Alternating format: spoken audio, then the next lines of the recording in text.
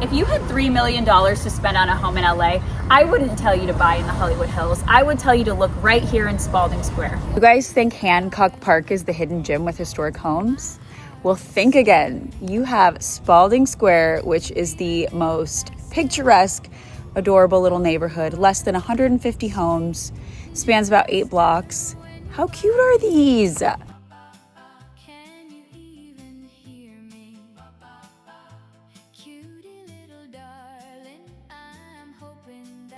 But seriously, look how cute these houses are. Mostly all craftsman and bungalow. They're so adorable. So as I said, this is one of the most preserved Hollywood historical neighborhoods.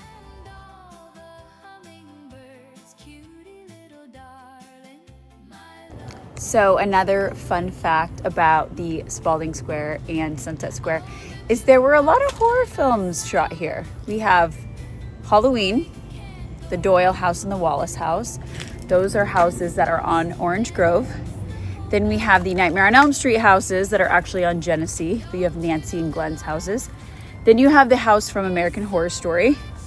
And then you have other things like NCIS Los Angeles, Beverly Hills Cop.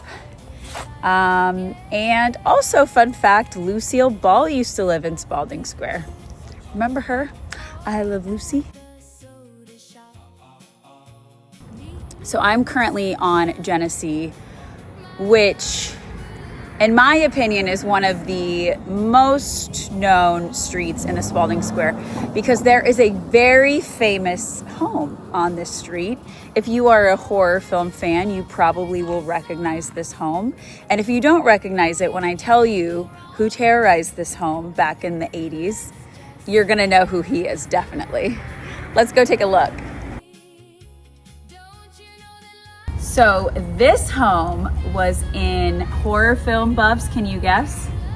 Nightmare on Elm Street. This was in the original Freddy Kreuger Nightmare on Elm Street. They kept the same address in the movie. They just changed the street from Genesee to Elm Street. This was actually Johnny Depp's character, Glenn. This was his home in the film, so it's very iconic. Recognize this house? Well, you probably can't because there's so much greenery around it. But this is a house that Freddy Kreuger terrorized in the 1980s and 1990s for about 6 different films. This is Nancy's house in Nightmare on Elm Street. Now they kept the original numbered address, but they changed it from Genesee to Elm Street. But take a look. I wanted to quickly show you guys the most significant historical home in the neighborhood. This is 1400 North Ogden Drive. This was built in 1919. This is a Craftsman. It was built by silent film cinematographer Rudolph J. Berquist. How adorable is it? So one thing I love about Spaulding Square is you literally feel like you're stepping back in time and you're going to this beautifully preserved 1920s neighborhood with white picket fences and long white streets, and it's just really quiet. It has that kind of small town feel, and that's something I really love about it because they've really kept it preserved, and that's why it's an HPOZ area, and it's actually the smallest in all of LA.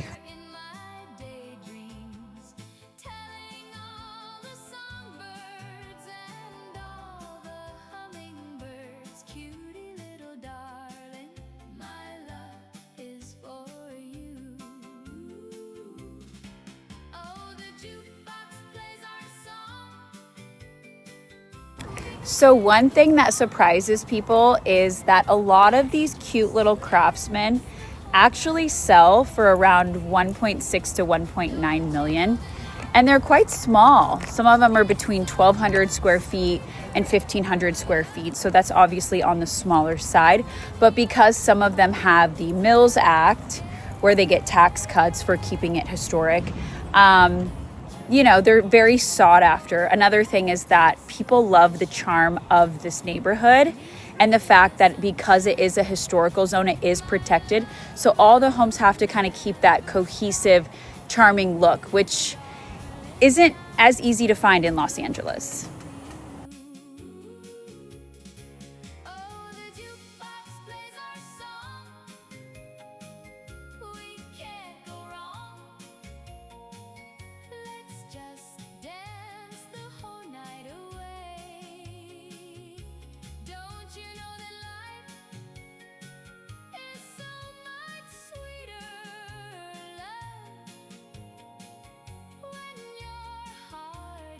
So if you've dreamed of living in a beautiful neighborhood in a home with a white picket fence, then Spaulding Square is definitely a neighborhood you should look in. Until next time.